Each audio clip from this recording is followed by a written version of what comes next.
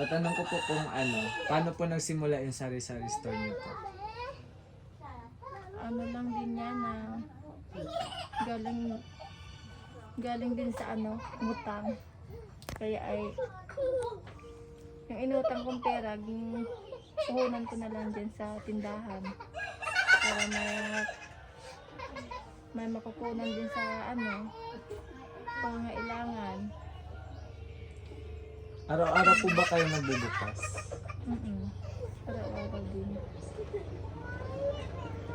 Sa isang normal na araw po, mga magkano po usually ang nakikita ng tindahan niyo? Minsan din na